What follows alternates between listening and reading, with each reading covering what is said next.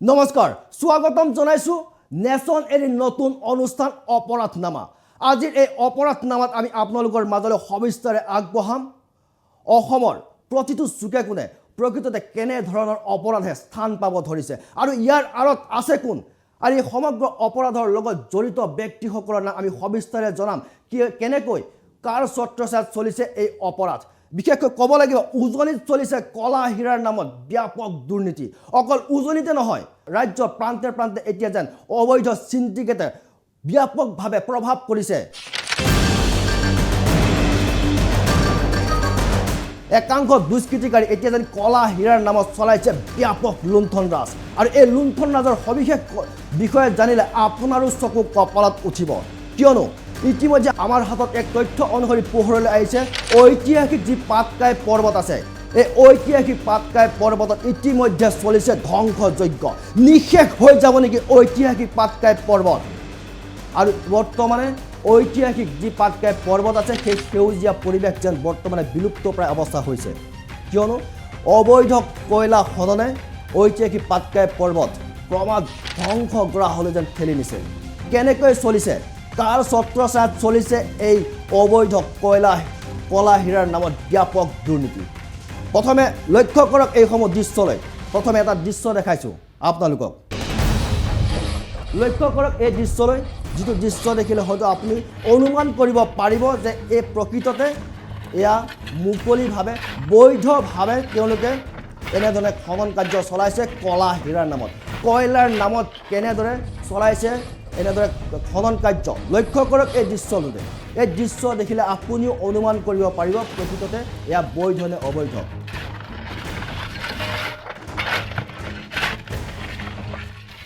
শেহতীয়াকৈ আমাৰ ওচৰলৈ ভিন্ন দল সংগঠনে অভিযোগ উত্থাপিত কৰিছিল যে প্ৰকৃততে এয়া বৈধ নহয় অবৈধ একাংশ দুষ্কৃতিকাৰীয়ে নিজৰ মুনাফা লাভৰ কাৰণে এনেদৰে মুক্তভাৱে খনন কাৰ্য চলাইছে ঐতিহাসিক পাটকাই পৰ্বত অকল পাটকাই পৰ্বতে নহয় উজনিৰ ভিন্ন পাহাৰত এতিয়া কলা হীৰাৰ নামত একাংশই চলাইছে ব্যাপক দুৰ্নীতি আচলতে এই সমগ্ৰ দুৰ্নীতি আঁৰত আছে কোন কাৰ ছত্ৰছায়াত চলিছে এই ব্যাপক সিন্ডিকেট এই সিন্ডিকেটৰ আৰু ৰহস্য জানিলে আপোনাৰো চকু কপালত উঠিব নেশ্যন এনে আজি এক নতুন অনুষ্ঠান অপৰাধনামাতে আমি জনাম আপোনালোকক এই অপৰাধৰ লগত জড়িত কোনসকল লোক আছে কোনসকল লোকে এই অপৰাধ সংঘটিত কৰিছে জানিলে হয়তো আপুনি আচৰিত হ'ব আমি আন লোকৰ কথা ক'বলৈ বিচৰা নাই অভিযোগ উত্থাপিত কৰিছে বিয়াগুম বিভাগটোৰ বিৰুদ্ধে অভিযোগ উত্থাপিত কৰিছে প্ৰশাসনৰ বিৰুদ্ধে কিয় নিশেষ হৈ যাব নেকি ঐতিহাসিক পাটকাই পৰ্বত সমান্তৰালকৈ উজনিৰ যিসমূহ পাহাৰ আছে সেই পাহাৰত এতিয়া এনে এক পৰিৱেশে বিৰাজ কৰিছে যিটো পৰিৱেশৰ বিষয়ে জানিলে আপুনি আচৰিত হ'ব এই দৃশ্য দেখিলে মন কৰিব কেনেকৈ চলিছে মুক্তভাৱে অবৈধ খনন কাৰ্য কলা হীৰাৰ নামত একাংশই বৰ্তমান লুণ্ঠন কৰিছে কোটি টকা কাৰ ছত্ৰছায়াত চলিছে কেতবোৰ যাক লৈ ৰহস্যৰ আৱৰ্তত কিয় নিমাত হৈ পৰিছে আৰক্ষী প্ৰশাসন কিয় নিমাত হৈ পৰিছে বিয়াগুম বন বিভাগ কিয় নিমাত পৰিবহণ বিভাগ আছে নেকি সামগ্ৰিক ঘটনাৰ ক্ষেত্ৰত কিছু গোপন বুজাবুজি কেতবোৰ এনেদৰে এতিয়া অভিযোগ উত্থাপিত কৰিছে ভিন্ন দল সংগঠন আৰু স্থানীয় জনতা সচেতন জনতা এতিয়া সৰব হৈ পৰিছে এই অবৈধ খনন কাৰ্যক লৈ নাক কাণ কটা যাব নেকি নে অসমৰ ঐতিহাসিক যি পাটকাই পৰ্বত আছে সেই পাটকাই পৰ্বত নিশেষ হৈ যাব নেকি কিয় কেনেকৈ কোনে চলাইছে এই দুৰ্নীতি সেই সবিশেষ কথা জানিবৰ কাৰণে ইতিমধ্যে আমি তিনিচুকীয়াৰ আমাৰ যি সংবাদদাতা আছে সংবাদদাতাৰ লগত আমি ফোনযোগে সংযোগ স্থাপন কৰিছোঁ আমি তেখেতৰ পৰা জানিম যে বিগত কিমান দিনৰ পৰা আৰু কেনেদৰে এই অবৈধ খনন কাৰ্য চলি আছে তেওঁ সবিশেষ জানিবৰ কাৰণে তিনিচুকীয়াৰ সংবাদদাতাৰ লগত আমি ফোনযোগে সংযোগ স্থাপন কৰিবলৈ চেষ্টা কৰিছোঁ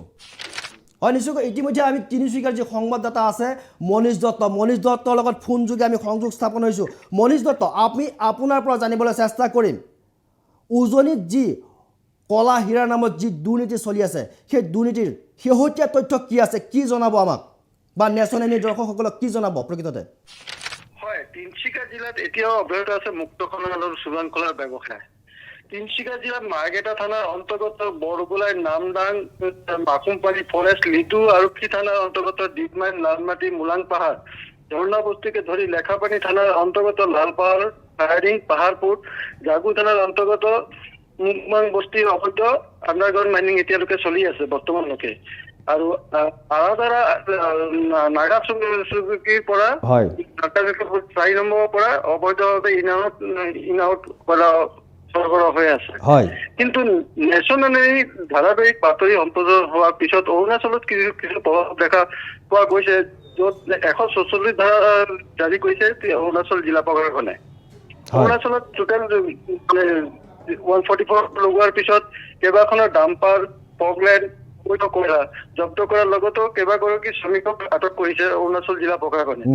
কিন্তু এই ক্ষেত্ৰত দেখিব পোৱা গৈছে যে অসম চৰকাৰ একেবাৰে নিমাত। ৰাতি হলে ৰাতি নিশা মানে হলে মানে সহজ ট্ৰাক বৈধ ট্ৰাক মানে কল ইণ্ডিয়া যিবোৰ বৈধ ট্ৰাক আছে তাৰ লগত অবৈধ ট্ৰাকো পাৰ হয়। এই ক্ষেত্ৰত কিন্তু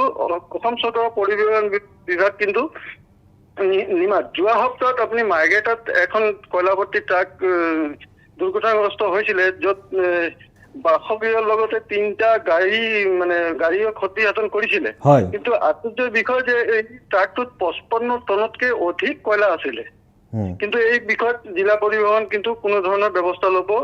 লোৱা পৰিলক্ষিত হোৱা নাই। লগতে অসম চৰকাৰৰ যিটো বন বিভাগ আছে, তেখেতলোকে নেশ্যনেলি বাতৰি চাই কিনে 5জন শ্ৰমিকক আটক কৰিছিলে যদিও এই শ্ৰমিক কেইজনক নিজে মুখে স্বীকৃতি কৰিছে ৰাণা আৰু জিতুক তেখেতলোকক এই 5জন শ্ৰমিকক নিযুক্ত কৰিছিলে অবৈধ কয়লা খনন কাৰ্যত। মানে মনিজুত আমি এটা কথা আপোনাৰ মন্তব্যৰ মৰ্মে আমি এটা কথা বুজিব লাগিব যে ৰাণা আৰু ৰাণা আৰু জিতু নামৰ 2জন লোকক চিনাক্ত কৰিছে অবৈধ কয়লা ব্যৱসায়ৰ লগত। হয়, ইতিমধ্যে তেওঁলোকক আটক কৰা গৈছে। আটক হোৱা নাই এতিয়ালৈকে, চিনাক্ত কৰা গৈছে। চিনাক্ত কৰিছে 5জন শ্ৰমিকক ৰাণা জিতুৱে এই অবৈধ কয়লা খননৰ কাৰ্যত মানে জড়িত কৰিছিলে। হয়, ঠিক আছে। যোৱাকালি নিশা ভাগতো আপোনাৰ ৰেড হল মাইনিঙত বিষাক্ত গেছ নিৰ্গম হোৱাৰ পিছত 2জন শ্ৰমিকৰ কিন্তু মৃত্যু হৈছে। এজন হৈ গ'ল আপোনাৰ গোৱালপাৰা জিলাৰ গাইবন্দাত আৰু আনজন নলবাৰী। হয়, গতিকে ইয়াত বন বিভাগ ব্যৰ্থ বুলি ক'ব পাৰি মানে। হয়, নিশ্চয়কৈ এটা অতি মৰ্মঘাতৰ বিষয় যে যিহেতুকে আজি দীৰ্ঘদিন ধৰি পেলাই বহুতে অভিযোগ উত্থাপিত কৰি আহিছিলে। তাৰ পিছতো যিসমূহ অবৈধভাৱে যিসমূহ কয়লা যিসমূহ সৰবৰাহ হৈ আছে, তেনে ক্ষেত্ৰত আজি পৰ্যন্ত কিবা ব্যৱস্থা গ্ৰহণ কৰিছেনে ব্যাগুম বিভাগকেইটা নাইবা প্ৰশাসনে? একো ব্যৱস্থা পৰিলক্ষিত হোৱা নাই। 12টাকে সংগঠনে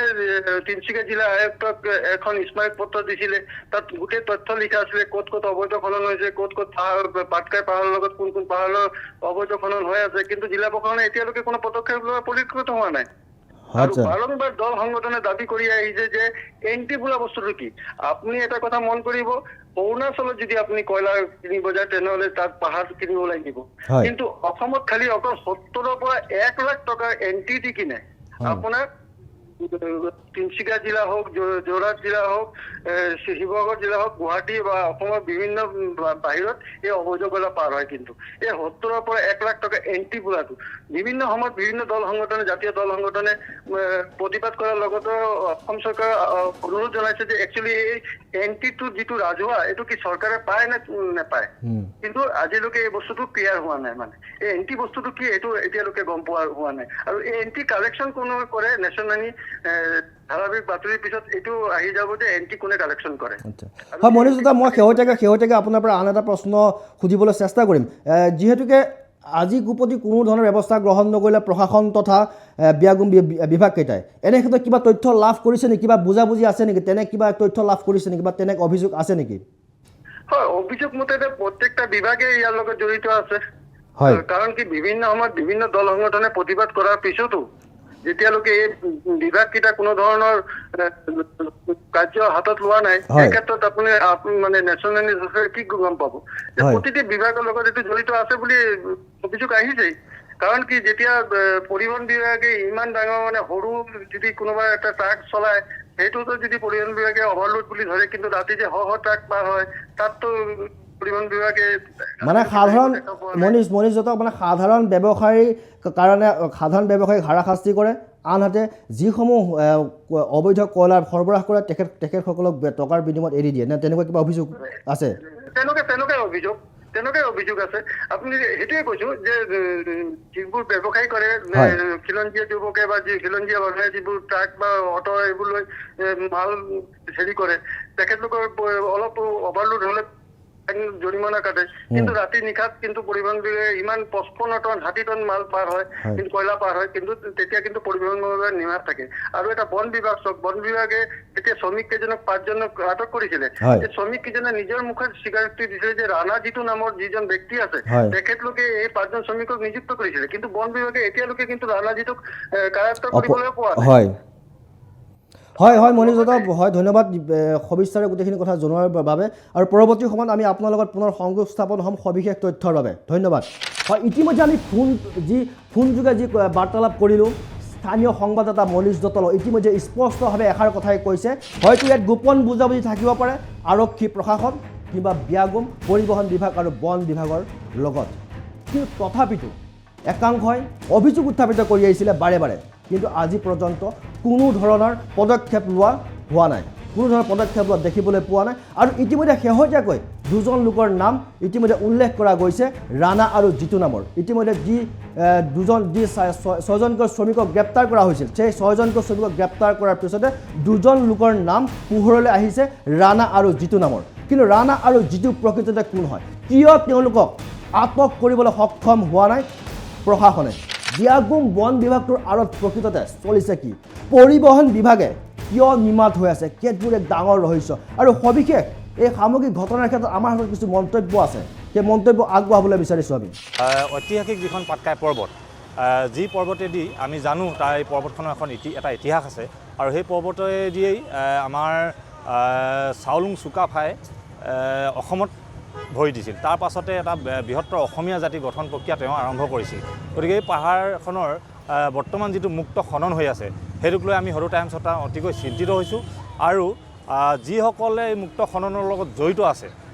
আমি তেওঁলোকক আজি সৰু টাইমছ ছাত্ৰহঁতে এটা কথা সকিনি দিব বিচাৰিছোঁ যে অসমৰ ইতিহাস নজনা সেইসকল কয়লা মাফিয়া যিসকলে খননৰ জৰিয়তে পাটকাই পৰ্বতখনক নিচ্ছিন্ন কৰাৰ যিটো তেওঁলোকৰ চেষ্টা কৰিছে গতিকে তেওঁলোকক আমি ক'ব বিচাৰিছোঁ যে সেই পৰ্বতখনৰ লগত অসমীয়া জাতি এটা আৱেগ জড়িত হৈ আছে আহোমসকলৰ এটা আৱেগ জড়িত হৈ আছে গতিকে এই মুক্ত খনন অতি সোনকালে বন্ধ কৰিব লাগে আৰু আমি আৰু এটা কথা ক'ব বিচাৰোঁ যে এই মুক্ত খননৰ লগত যিহেতু কয়লা আমাৰ ৰাষ্ট্ৰীয় সম্পদ মুক্ত খননৰ লগত অল ইণ্ডিয়া জড়িত হৈ আছে তেওঁলোকে হাত উজান দিছে মুক্ত খনন কৰাৰ ক্ষেত্ৰত বিধায়কসকল আছে বিধায়কসকলে হাত উজান দিছে মন্ত্ৰীসকল আছে মন্ত্ৰীসকলেও হাত উজান দিছে কেনেকৈ ইমান ডাঙৰ এটা কয়লাৰ ব্যৱসায়ী একদম 2 নম্বৰীভাৱে চিণ্ডিকেটৰ সৈতে নাম সাঙুৰ খাই জড়িত হৈ পৰিছে আৰু কাৰো একো হাৰ হুৰ নাই এনেকুৱা এটা চিষ্টেম হ'ব পাৰে এই ধৰণৰ নামবিলাক জড়িত হৈ পৰাৰ কাৰণে তাৰ লোকেল MLA সেয়া জানে সেই তিনিচুকীয়াৰ MLA বিলাক আচলতে কোনোবাখিনিত গোটেই চিণ্ডিকেটৰ ভাগ বতৰা পাই ব্যৱসায়টো বৈধ হিচাপে চলি আছে নেকি কথা বতৰাবিলাক হৈ আছে আমি অতি শীঘ্ৰেই এনেধৰণৰ 2 নম্বৰী এনেধৰণৰ বদমাচি 2 নম্বৰী কয়লা আহৰণৰ প্ৰক্ৰিয়াটো বন্ধ কৰিবৰ কাৰণে আমি অনুৰোধ জনাইছোঁ আপোনালোকে জানে যে ইতিমধ্যে অৰুণাচলৰ যিটো চাংলাং জিলাৰ ফালে যিটো কয়লাৰ অবৈধ চিণ্ডিকেট চলিছিল এইটো তাৰ DCA বন্ধ কৰি ৰাখিছে তাতে বন্ধ কৰি দিছে স্পেচিয়েলিভাৱে কিন্তু অসমৰ পাৰ্টত সেয়া লাগিলে মুলাং পাহাৰ হওক সেয়া লাগিলে অন্যান্য যিকেইটা পাহাৰ আছে এই পাহাৰকেইটা খানি কেনেকৈ শেষ কৰি উঠি পৰি লাগিছে তাৰ গছ তাৰ তৃণ তাৰ যিটো জীৱকুল তাক নিশেষ কৰিবৰ কাৰণে উঠি পৰি লাগিছে আৰু পাহাৰৰ পৰা পাহাৰ খানি আৰু তাৰপৰা কয়লা এনেধৰণে আহৰণ কৰিছে যেন তাতে প্ৰকৃতিৰ ভাৰসাম্য কথা বতৰাবিলাক আহি নপৰে আমি দেখিছোঁ অলপতে গুৱাহাটীত প্ৰকৃতিক লৈ সাংঘাতিক ধৰণৰ আন্দোলনবিলাক হৈছে আমি পাটকাইক লৈ আন্দোলন হোৱাটো আমি ইচ্ছা প্ৰকাশ কৰিছোঁ হয়তো অনুমান কৰিব পাৰিছে ভিন্ন দল সংগঠন এতিয়া সৰব হৈ পৰিছে এই অবৈধ কলা হীৰাৰ নামত চলি থকা দুৰ্নীতিৰ বিৰুদ্ধে কিন্তু দুৰ্নীতি আৰু কিমান দিনলৈ চলাব কোনে এই ক্ষেত্ৰত ব্যৱস্থা গ্ৰহণ কৰিব যাক লৈ অতি চিন্তিত হৈ পৰিছে বাৰে বাৰে প্ৰতিক্ৰিয়া আগবঢ়াইছে বাৰে বাৰে অভিযোগ উত্থাপন কৰিছে কিন্তু তথাপিতো নিমাত তথাপিতো কোনো ধৰণৰ ব্যৱস্থা গ্ৰহণ কৰিবলৈ সক্ষম হোৱা নাই কিয় এনেকৈ ঐতিহাসিক যি পাটকাই পৰ্বত আছে নিশেষ হৈ যাবলৈ দিব নেকি নে উজনিৰ যিসমূহ পাহাৰ আছে পৰ্বত আছে সেই সেউজীয়া কলত নাইকিয়া হৈ যাব নেকি একাংশ দুষ্কৃতিকাৰীৰ কাৰণে একাংশ দুৰ্নীতিপৰায়ণ লোকৰ কাৰণে নিশেষ হৈ যাব নেকি সেউজীয়া সেই ভাল লগা পাহাৰসমূহ সেই সেউজীয়া পৰিৱেশ ধ্বংস কৰাৰ আঁৰত কোনে চলাইছে ইতিমধ্যে নাম উল্লেখ কৰা গৈছে দুজন লোকৰ কিন্তু তথাপিতো কিন্তু সেই দুজন লোকক আটক কৰিবলৈ সক্ষম নহ'ল আৰক্ষী প্ৰশাসন ৰাণা আৰু জিতু কোন হয় এই ৰাণা আৰু জিতু কিয় নিমাত আৰক্ষী প্ৰশাসন আমি অপৰাধনামাত আমি নেশ্যন এনি প্ৰতিগৰাকী দৰ্শক আমি প্ৰথমতে কৈছিলোঁ যে এই অপৰাধনামাত আমি সবিস্তাৰে সকলো কথা জনাম উজনিৰ সেই কেইটামান পাহাৰৰ সবিশেষ আমি আজি তাৰিখত আমি জনালোঁ আজি আমি আপোনালোকক জনালোঁ কেনেকৈ উজনিত চলিছে কলা হীৰাৰ নামত ব্যাপক দুৰ্নীতি আৰু সেই দুৰ্নীতিক লৈ বৰ্তমানে সৰব হৈ পৰিছে ভিন্ন দল সংগঠন কিন্তু ব্যৱস্থা গ্ৰহণ নকৰাৰ অভিযোগ আৰক্ষী প্ৰশাসন বন বিভাগ আৰু পৰিবহণ বিভাগৰ বিৰুদ্ধে ব্যৱস্থা গ্ৰহণ কৰিবনে যদি ব্যৱস্থা গ্ৰহণ নকৰে একমাত্ৰ টকাৰ কাৰণে যদি তেওঁলোকে এনেধৰণৰ সৰবৰাহত জড়িত থকাৰ অভিযোগ বাৰে বাৰে মুখামুখি হৈ থাকিব লগা হয় তেনেহ'লে তেওঁলোকে সেই অভিযোগৰ পাত্ৰ হৈ থাকিব নে কিবা ব্যৱস্থা গ্ৰহণ কৰিব যাক লৈ এক ডাঙৰ প্ৰশ্ন বৰ্তমান সময়ত আজি অপৰাধনামাত আমি জনালোঁ ঐতিহাসিক পাটকাই পৰ্বত তথা উজনিৰ কেইটামান পৰ্বতত কেনেকৈ চলিছে কলা হীৰাৰ নামত অবৈধ দুৰ্নীতি কোনে চলাইছে এই চিণ্ডিকেট সবিস্তাৰে আমি জনালোঁ অপৰাধনামাত